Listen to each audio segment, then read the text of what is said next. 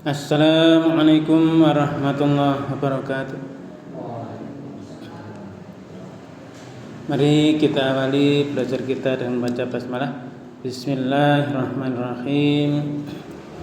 Alhamdulillah alladzi anzala ala abdil kitaba wa lam yaj'al lahu imaja.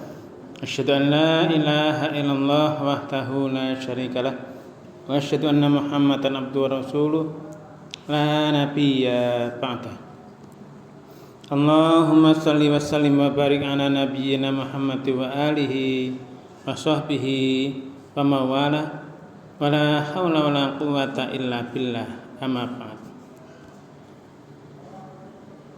Jamaah salat maghrib yang dirahmati Allah yang saya hormati, mari kita senantiasa meningkatkan syukur kita kehadirat Allah Subhanahu wa taala yang atas limpah curah nikmat karunia-Nya, taufik hidayah maunahnya kepada kita sekalian, sehingga kita masih bisa melaksanakan tugas-tugas kewajiban kehidupan kita sehari dengan baik. Dan terlebih lagi yaitu disampaikannya niat dan umur kita saat ini untuk bisa hadir di masjid ini melaksanakan salat maghrib berjamaah yang kita lanjutkan dengan taklim dengan baca hamdalah alhamdulillahirabbil alamin. Salat dan salam semoga tetap berlimpah kepada Rasulullah Muhammad sallallahu alaihi wasallam, keluarga, sahabat dan seluruh pengikutnya dia hingga yaumil kiamah. Amin. Jamaah yang dirahmati Allah, kemarin pada pertemuan sebelumnya kita sudah nyampe pada ayat 213, yaitu pada awalnya itu manusia itu satu, umat yang satu juga, kemudian semakin banyak timbul perselisihan. Kemudian Allah mengutus para nabi untuk memberi kabar gembira dan memberi peringatan. Kabar gembira bagi yang taat, memberi peringatan pada mereka yang sementara belum taat, sehingga harapannya nanti itu semuanya akan menjadi baik harapannya. Tapi memang ada orang yang tetap dalam keingkarannya, yang nanti mereka akan mendapatkan kesengsaraan. Mereka berselisih, maka ada yang mengikuti petunjuk Allah, ada yang mereka tetap menentang. Nah, malam ini kita lanjut ke ayat 214 dari surat kedua surah Al-Baqarah. Ini nanti kita akan berusaha memahaminya dari petunjuk Allah ini. Ayatnya berbunyi demikian: A'udzubillahi minasyaitonirrajim. Bismillahirrahmanirrahim. Am hasibtum an tadkhulul jannata walamma ya'tikum mathalul ladzina khalau min qablikum masadhumul ba'sa wad-dharra'u wazulzilu hatta yaqular rasulu walladzina amanu ma'ahu mata nasrullah ala inna nasrullahi qarib. Ini ayat 214. Ini dimulai dari pertanyaan. Apakah hasibtum? Nah, ini hasabah, hisab, mengira, berestimate, menyangka, mengira. Tum kalian, apakah kalian mengira? Ini kita diberi pertanyaan. Apakah kalian itu mengira? Bahwa tadkhulu, jamak, kalian itu masuk, bahwa nanti kalian itu akan masuk al-jannata, surga. Al-jannata, surga. Nah, ini. Jadi ini kita ditanya dulu, ada pertanyaan dulu. Kita hidup di dunia kan sebagai diciptakan oleh Allah untuk mengabdi kepadanya. Terus hidup di dunia ini sebagai khalifah Allah di muka bumi, disuruh berbuat yang sebaik-baiknya. Kemarin sudah, yaitu diberi kabar gembira, berbuat baik nanti ke surga. Ya. Terus di sini ada pertanyaan. Nanti kalau begitu naik masuk surga gini. Ada pertanyaan. Am hasibtum an tadkhulul jannah? Apakah kalian itu mengira berkeyakinan, berestimate antadkhulul jannah, antadkhulu bahwa kalian itu makan masuk al jannah ke surga. Jadi ini sebuah pertanyaan, maka apa ya kira-kira gampang apa enggak ya? Nah, ini walamma, padahal ya, walamma belumlah lagi, padahal belum di situ ya'tikum ataya datang, ya'tikum datang kepada kalian, padahal belum datang pada kalian masalu yang semisal. Jadi sesuatu peristiwa semisal, hal-hal cobaan dan sebagainya semisal alladzina, yaitu kepada orang-orang khalau min qablikum, khalau yang terdahulu, min qablikum min dari qablikum dari sebelum kalian. Ini. Jadi kita ini kalau Islam kan menyatakan kita masuk Islam sebagai itu syahadat, pernyataan masuk Islam. Asyhadu an la ilaha illallah, asyhadu anna Muhammad Rasulullah. Di situ ada jaminan di sana kunci surga, kuncinya surga. Syaratnya harus itu. Tapi terus di situ ada pertanyaan, apakah kalian mudah mengira begitu saja masuk surga?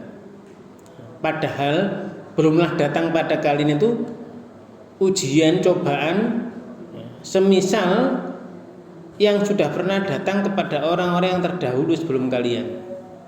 Nah, ini. Jadi ini aja yang berbahagia kalau kita merenung ya sendiri, dia merenung malam-malam sendiri. Kita renungkan dulu Rasulullah menerima Quran kemudian menyampaikan itu risalah-risalah itu di kampung yang namanya Taif itu enggak diterima, malah dilempari batu sampai berdarah-darah dan sebagainya. Ini kondisi nyata saat itu 1400 tahun yang lalu oleh penduduk Mekah sendiri. Itu pun awalnya juga itu, dan itu terus menerus itu sampai akhirnya oleh Allah diperintahkan untuk hijrah. Nah ini, bagaimana mereka yang dulu-dulu itu masadhum, menimpa mereka masadhum al-ba'sa'u. Nah ini, jadi pada mereka itu sudah menimpa malapetaka, ditimpa malapetaka yang datang, wadharra'u dan ad-dharra'u kesengsaraan. Jadi umat-umat yang dulu, Rasul juga saat itu menerima Quran menyampaikan kesengsaraan. Sahabat Bilal itu ya, sahabat Bilal bin Rabah itu memegang teguh kalimat tauhid Allahu ahad itu sampai dicambuk berapa kali, pokoknya luar biasa. Ditaruh di padang pasir yang panas oleh itu Bilal kan masih budak ya.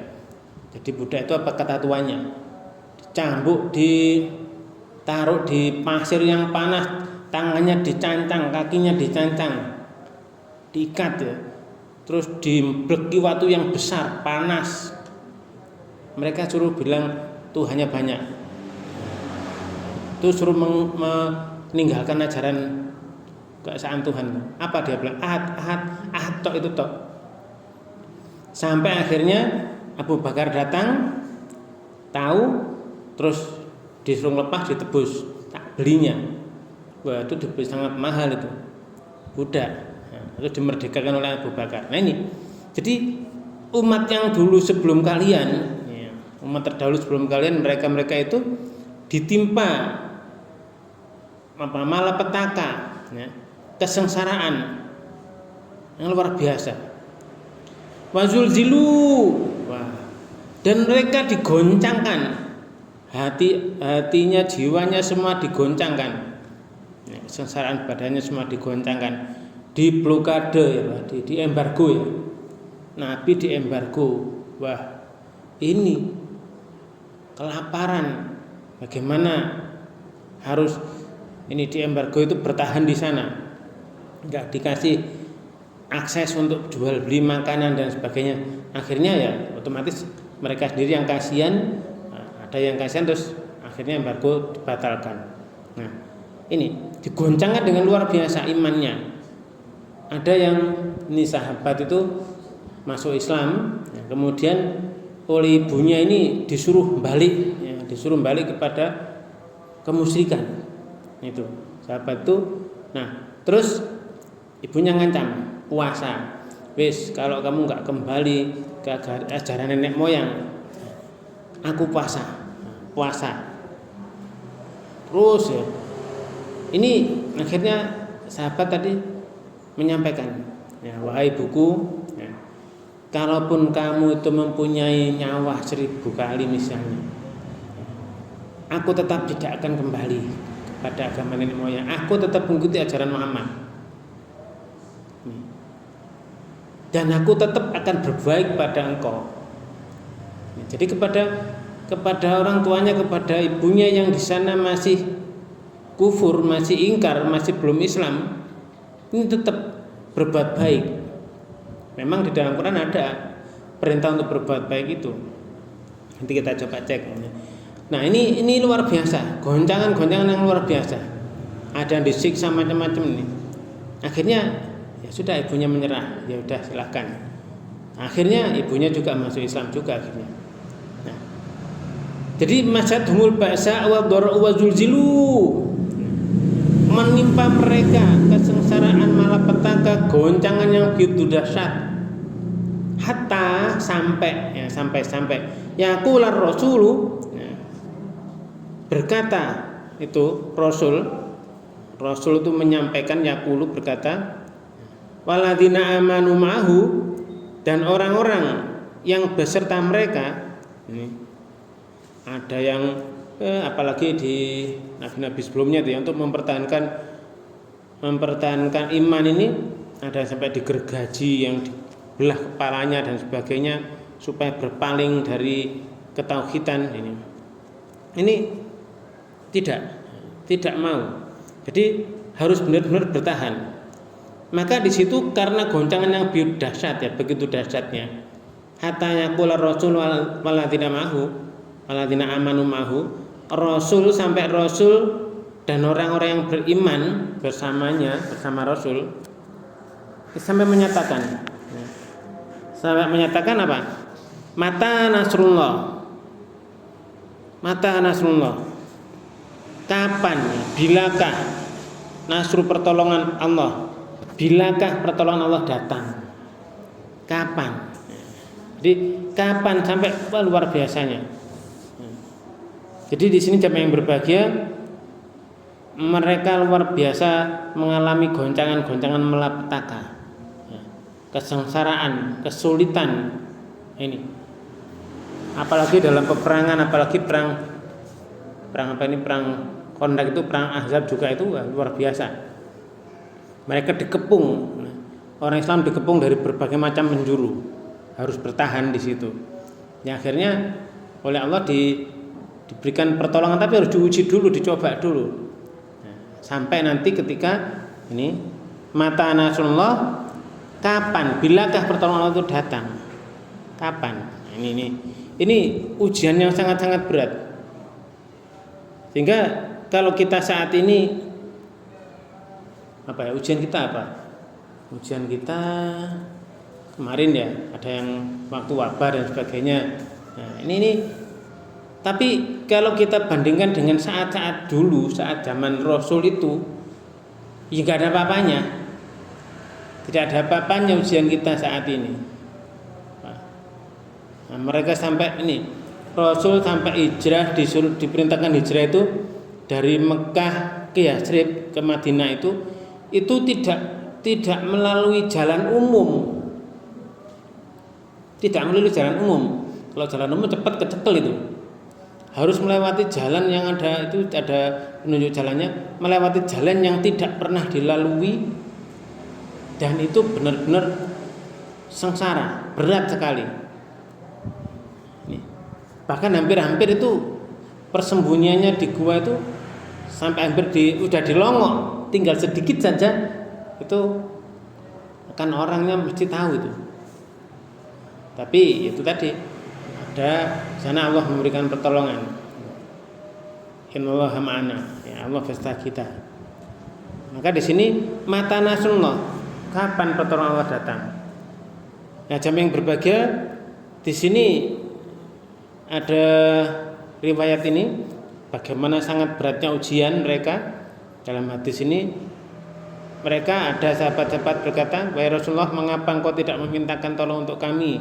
Mengapa engkau tidak berdoa untuk kami?" Nah, beliau bersabda, "Sesungguhnya orang sebelum kamu ada yang digergaji, dibelah kepalanya hingga kedua kakinya, tetapi hal itu tidak memalingkan mereka dari agamanya. Ada pula yang tubuhnya disisir dengan sisir besi sehingga dagingnya terkelupas dari tulangnya, namun hal itu tidak memalingkan dari agamanya."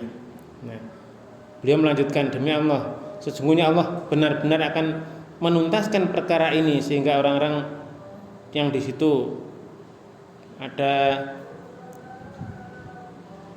penunggang dan berjalan ke sana Hadramaut tidak merasa takut kecuali kepada Allah. Jadi nanti ada ketenangan dan serigala hanya mengkhawatirkan domba mangsanya.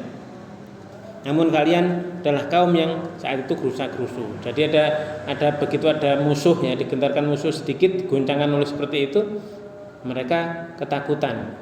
Tapi padahal orang yang dulu-dulu kesengsaraannya luar biasa. Nah, ini jamaah yang berbahagia, makanya kita kalau diuji, dicoba, kita kembali lagi pada tadi. Kalau kita ada doa iftitah itu yang macam-macam ya. Doa iftitah itu bisa kita baca mana saja, ada banyak. Ada yang di dalamnya itu ada ini surat ke-6, surat Al-An'am ayat 162 itu yang sebagiannya ada dalam doa iftitah itu. Katakan qul inna sholati wa nusuki wa mahyaya wa mamati lillahi rabbil alamin. Itu sudah benar-benar ketakutan yang luar biasa. Katakan ya bahwa apa? Inna sholati, sungguhnya sholatku, wa nusuki, dan ibadahku, mahyaya, dan hidupku, mamati dan matiku, lillahi rabbil alamin. Berarti hidupnya, matinya, ibadahnya, sholatnya, semua hanya didedikasikan, ditujukan, diperuntukkan hanya untuk Allah. Ini makanya bahkan sampai tadi sampai mati pun itu juga hanya untuk Allah. Nah, maka kita di sini ya sekali lagi tadi, kalau kita di dalam sholat itu ya, kita benar-benar apa yang kita baca ya, kita memahaminya. Berarti saat kita menghadap Allah ini benar-benar di situ seperti ya, memang harus meyakini bahwa kita itu menyampaikan sesuatu undang-undang kita pada Allah. Kita menyampaikan itu, sungguhnya sholatku, ibadahku, hidupku, matiku, semua untuk Allah. Nah, sehingga jamaah yang berbahagia, disinilah kembali lagi kita jangan merasa, tadi ada pertanyaan, apakah kamu kira mudah begitu saja masuk surga? Nah, perlu diuji dulu apakah kita benar-benar ketika hidup ini sudah meyakini benar bahwa apa yang sudah kita laksanakan hidup kita ini untuk Allah. Ketika kita melaksanakan aktivitas kerja misalnya, untuk apa? Kita kerja dunia. Nah, tujuan kita kalau di kerja ini berarti memang ini tempatnya bertanam, mazratul akhirah. Nah, dunia mazrah ya. Ladang akhirat. Kita berbuat untuk dunia, di dunia berbuat sesuai dengan perintah Allah, tapi tujuan kita tetap pada Allah.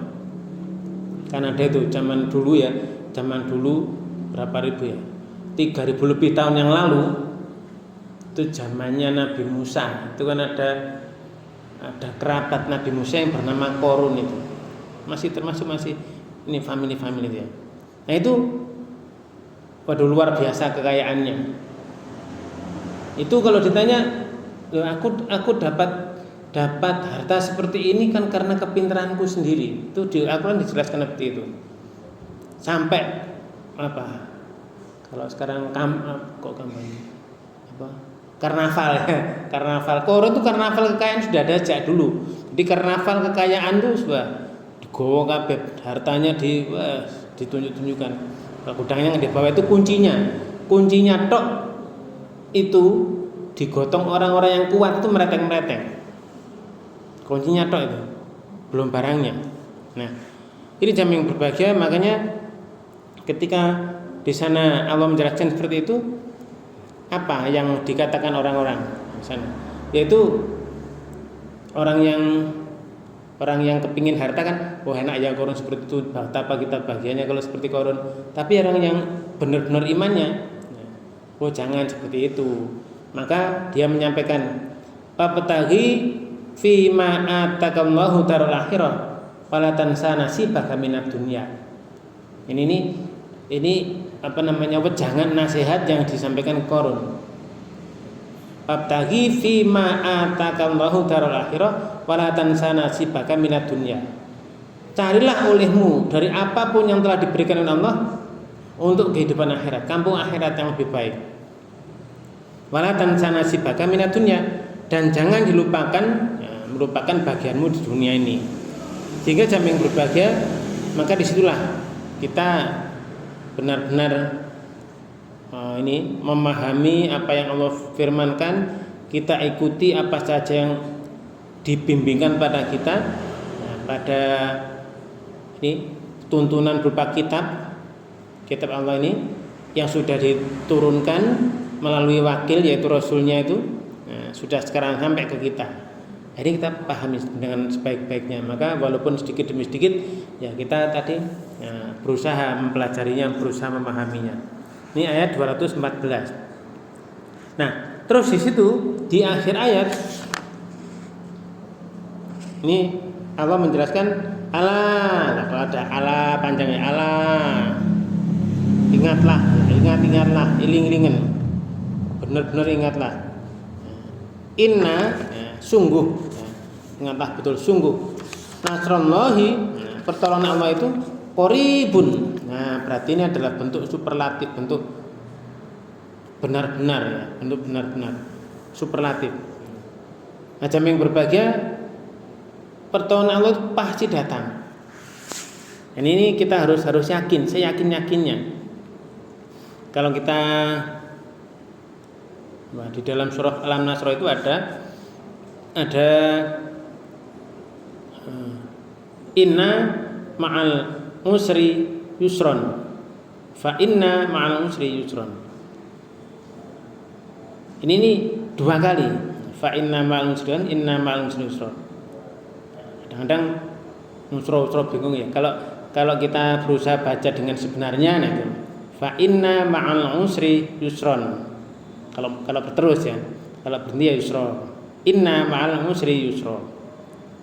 Di situ sampai dua kali. Sesungguhnya ma'a itu beserta, al-usri kesulitan itu ada yusron, ada kemudahan.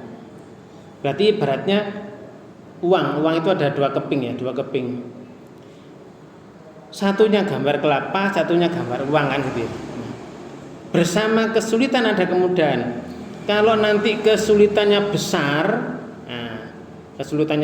tinggi, maka dibaliknya itu ya harus diteruskan nih, terus dijalani terus sampai dibaliknya itu atau beserta itu ada kemudahan.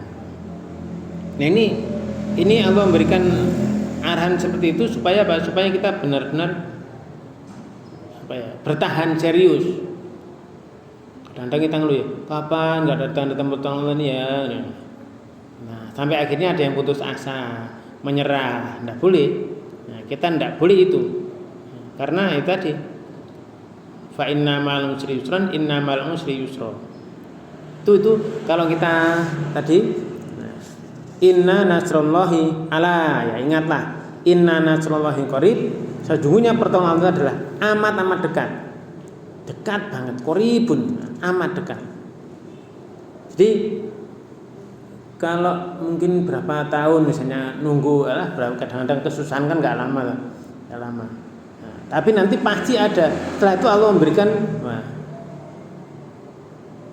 istilahnya ya, kalau di dunia pasti diberi di dunia. Nanti apalagi di akhirat, balasan orang beriman itu luar biasa. Kalau orang-orang yang tidak iman berbuat kebaikan di dunia, ya dikasih langsung. Tapi kalau orang yang beriman ini berbuat kebaikan nanti dilipat gandakan banyak kali, cuma di dunianya ya diberikannya enggak semuanya, nanti sebagian untuk akhirat. Nah, ini siapa yang berbahagia untuk ayat ke-214. Ini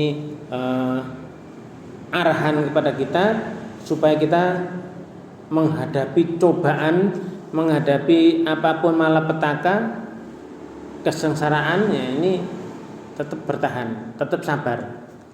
Ya memang enak di orang beriman itu ada orang beriman itu enak ya, semuanya serba baik.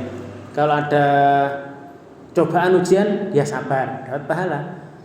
Kalau ada kebaikan dia bersyukur. Cuma dua itu, sabar syukur, sabar syukur. Intinya dua. Kalau ada kesulitan sabar, ada kebahagiaan bersyukur. Ini ayat 214. Sekarang kita lanjut ke ayat 215. Ini Allah berfirman, yas'alunaka madza yunfiqun qul ma anfaqtum min khairin falil walidaini wal aqrabina wal yatama wal masakini wabnis sabil wa ma taf'alu min khairin fa innallaha bihi alim. Ini kalau sudah begitu, sudah katakan tadi kesengsaraannya lewat, ada kenikmatan, sudah dikasih kenikmatan, diberi pertolongan. Nah, terus ini ada yang tanya. Nah, Allah menjelaskan ini nanti ada urutannya. Yasalunaka, mereka bertanya. Mereka yasalunaka bertanya padamu tentang apa? Ma apa-apa yunfiqun, mereka nafkahkan. Apa yang mereka nafkahkan, tentang bagaimana mereka menafkahkan, menginfakkan, membelanjakan, menggunakan hartanya. Kenikmatan berupa harta, limpahan berupa harta tadi. Mereka bertanya, yasalunaka madza yunfiqun. Mereka bertanya padamu tentang apa yang mereka nafkahkan itu seperti apa, bagaimana. Nah, maka harta-harta itu tadi Allah menjelaskan, kalau sudah diberikan oleh Allah anugerah berupa harta yang banyak dan sebagainya, nah ini harus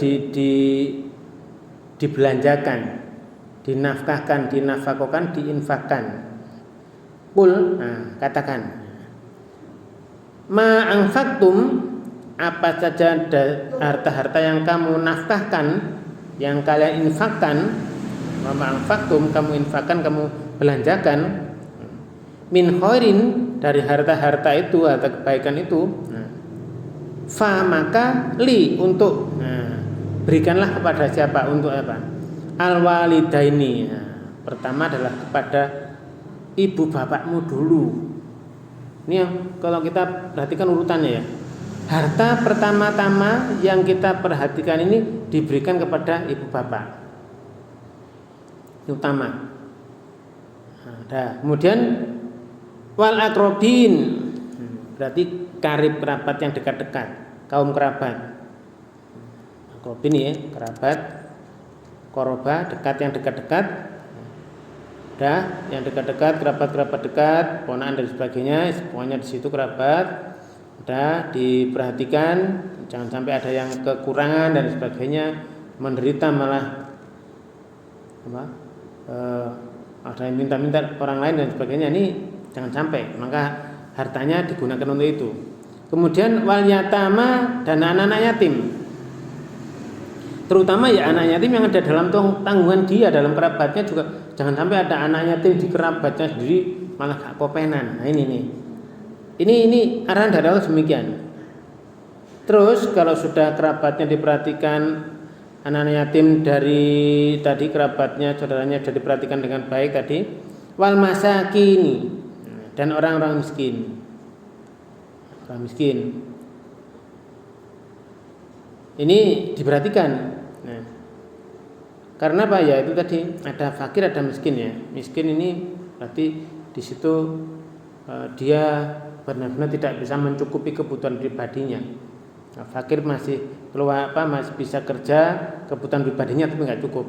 Kalau udah miskin ini udah nggak ada yang nanggung dan sebagainya, udah nggak bisa mencukupi diri, nggak ada yang nggak ada penghasilan dan sebagainya. Wabni sabil, dan orang-orang yang sedang dalam perjalanan. Nah ini kalau ada harta berlebih itu seperti itu urutannya. Makanya keluarga, kerabat dekat ini ya harus benar-benar diperhatikan ya. Nah, maka tadi ada bapak ibu, kaum kerabat, ibu bapak, kaum kerabat, kemudian anak yatim, terutama tadi kerabat, anak yatim ada di kerabat, jangan sampai malah kekurangan. Nah, terus orang miskin dan orang-orang yang sedang dalam perjalanan. Nah, ini tuntunan Allah untuk kita. Ketika kita diberi harta berlebih.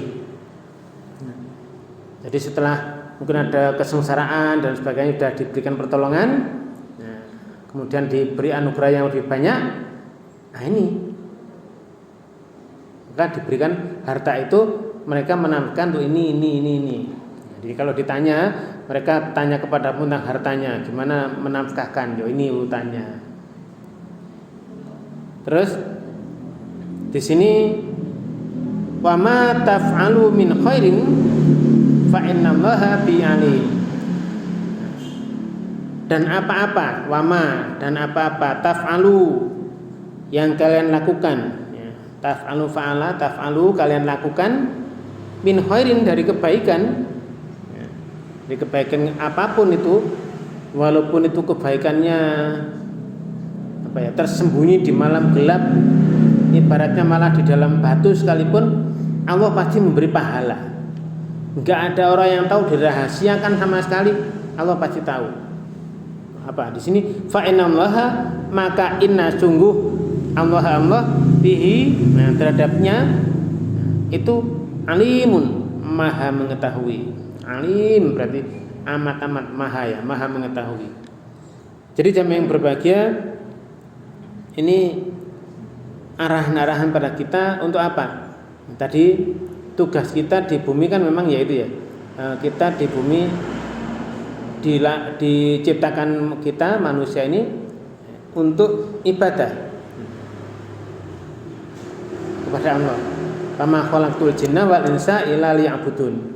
Dan tidaklah aku ciptakan jin dan manusia kecuali memang untuk ibadah, untuk mengabdi kepadaku. Ya sudah, pengabdian kita mulai dari tadi sholat kita, ibadah kita, apapun itu, hidup kita, seluruh hidup kehidupan kita sampai mati kita sekalipun ya hanya untuk Allah. Bismillahirabbil alamin.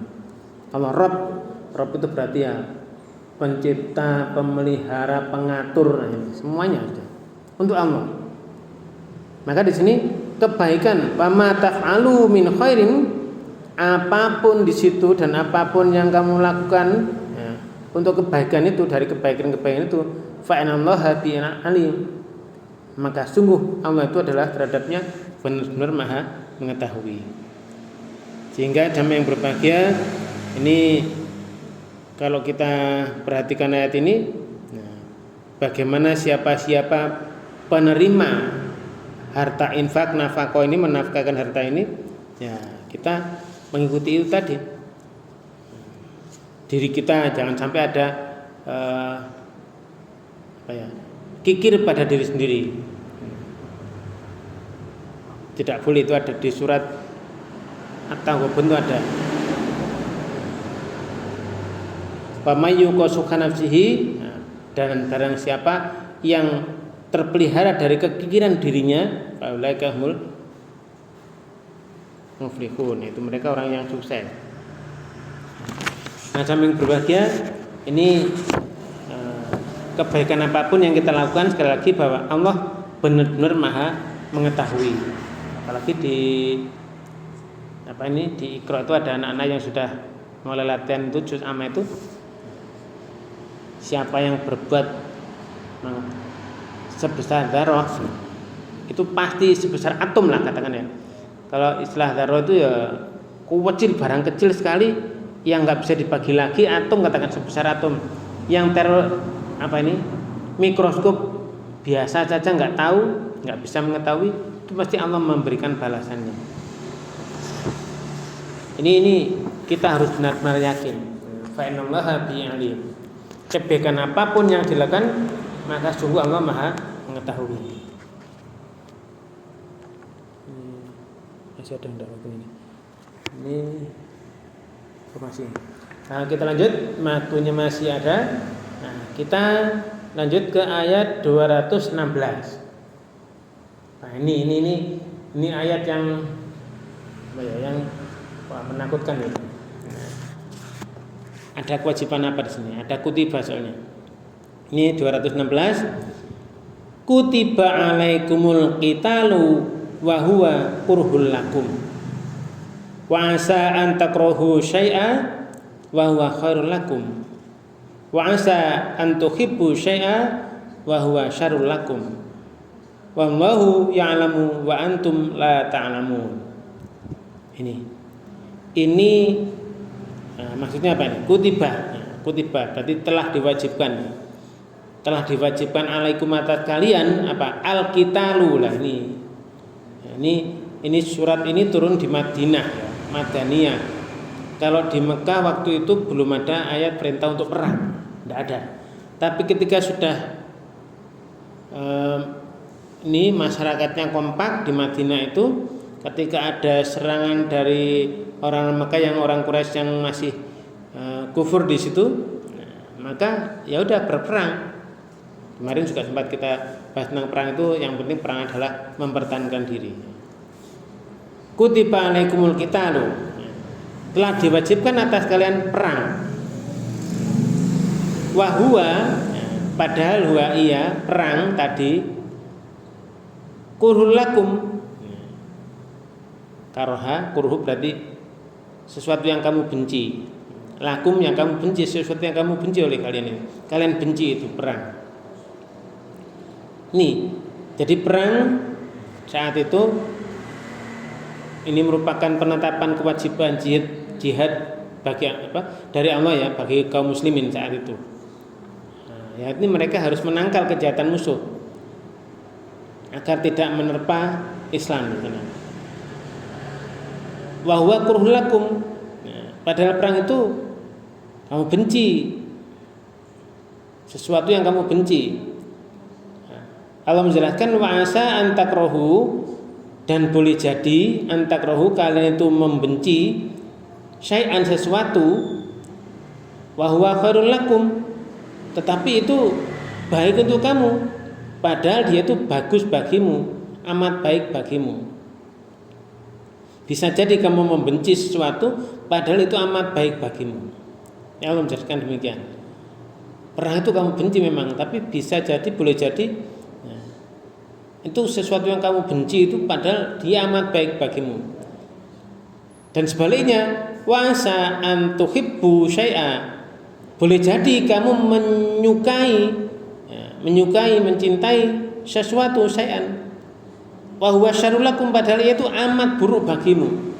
Amat buruk bagimu. Bisa saja terjadi seperti itu. Wallahu ya'lamu, wallahu dan Allah ya'lamu, dia mengetahui hal-hal apapun saja di sana. Wa antum, ya, sedangkan kalian la ta'lamun, kalian tidak mengetahuinya. Ya, ada hikmah apa di balik situ, ada perintah Allah ini. Itu benar-benar Allah Maha tahu. Allah mengetahui sedangkan kalian tidak tahu. Jadi di sini jamaah yang berbahagia, Az-Zuhri ini berkata, jihad itu wajib bagi setiap individu, baik terjun di sana individu maupun dia duduk. Bila orang yang duduk diminta tolong, maka dia harus nolong. Jika diminta lari, ya harus lari. Jika tidak dibutuhkan, ya jangan ikut. Ini ada pendapat seperti ini karena dalam hadis sahih dinyatakan barang siapa yang mau sedang dia tidak ikut perang, ya, mati ya. Barang siapa yang mati sedang dia tidak ikut perang dan hatinya tidak membisikinya untuk berperang, maka dia mati secara jahiliyah. Man mata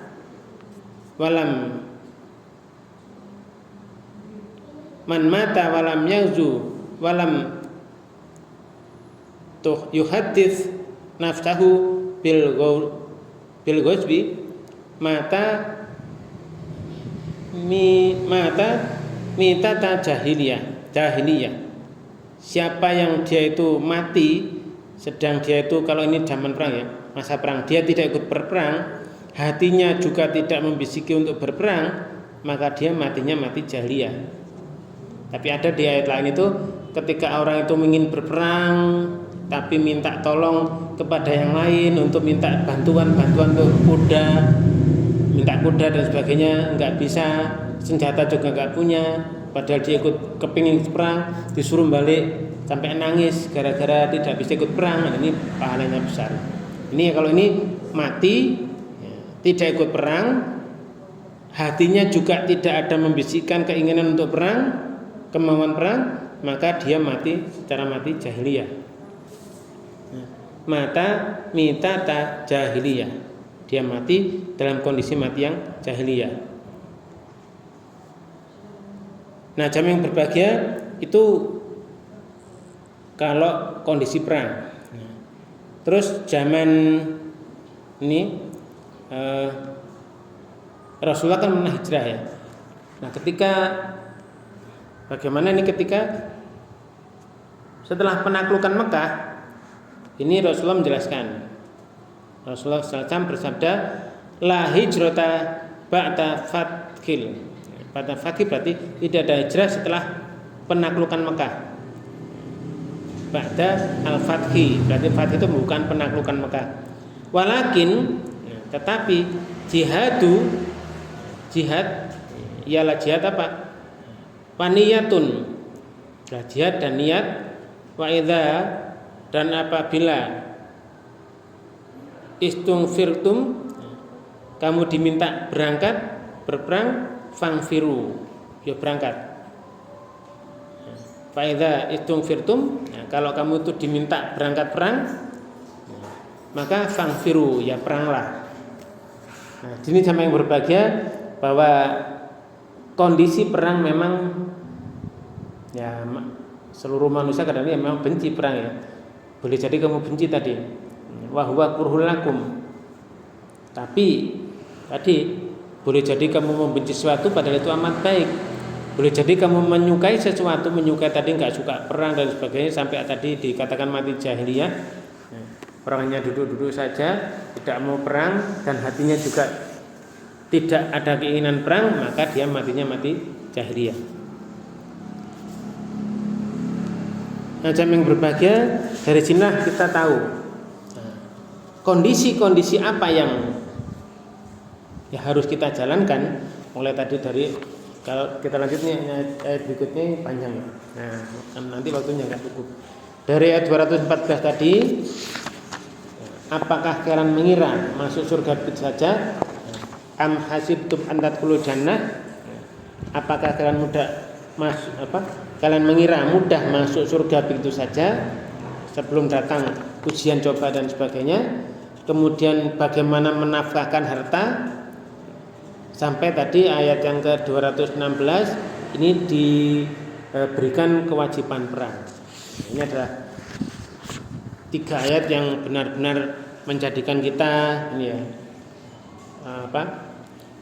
tahu bahwa ujian cobaan berupa malapetaka, kesengsaraan, penderitaan yang kita alami saat ini itu tidak ada apa-apanya dibanding yang dulu-dulu. Dan ketika ada cobaan ya harus sabar.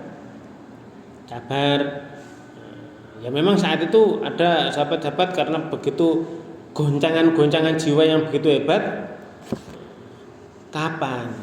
Mata nasrullah. Kapan datang pertolongan Allah? Bilakah datangnya pertolongan Allah? Ini sampai demikian hebatnya goncangan yang datang di saat ujian-ujian itu. Nah, jamaah yang berbahagia bahkan sakit tidak ada sebuah duri pun yang menyakiti seseorang, yang menyakiti sebuah duri itu nanti dengan sakit itu maka dosa-dosanya manusia juga dirontokkan, diampuni. Maka ketika mungkin kita diuji dengan sakit, ya harus bersabar, sabar, tidak mengeluh. Ketika sabar tidak mengeluh, menerima apa adanya sambil berusaha, ya sudah, nanti Allah pasti akan menghilangkan sedikit demi sedikit dosa-dosa kita. Nah, ketika sudah diberi anugerah, ada harta berlebih, ketika jangan sampai nanti ada kekikiran dalam jiwa kita, ada kikir, maka harta itu dinafkahkan, diinfakkan. Jangan sampai hartanya malah nggak dipakai apa-apa, dipakai hal yang sia-sia, malah di sana dipakai sesuatu yang berbuat kerusakan. Ada yang hartanya banyak malah dipakai untuk berfoya-foya dan sebagainya. Nah ini ada banyak di sana. Apalagi saat-saat ini, waduh, semuanya serba berlomba royoan harta. Royoan harta akhirnya itu saling pamer dan sebagainya. Nah, jamaah yang berbahagia, mungkin itu dulu yang bisa kita sampaikan, kita bahas malam ini. Nah, tadi ya, intinya adalah taruh sabar dalam penderitaan apapun. Kemudian kalau sudah diberi anugerah harta, ya berikan pada bapak, ibu bapak, kerabat, anak yatim, orang miskin, orang yang dalam perjalanan, walaupun tidak ada orang yang mengetahui. Terus ketika ada diwajibkan perang, ketika ada perang,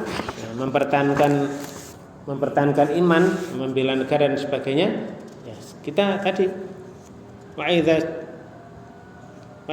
tungfirtum, ya, kalau kamu diminta untuk perang, kata Rasulullah, fangfiru, maka ya berangkatlah perang. Semoga yang sedikit ini bisa sedikit demi sedikit untuk meluruskan akidah kita, keyakinan kita, terus aktivitas kita cocokkan, kita sesuaikan dengan apa yang Allah tunjukkan ini, sehingga nantinya kita bareng-bareng apapun itu kita nanti bisa bersama-sama reuni di surganya Allah Subhanahu wa taala.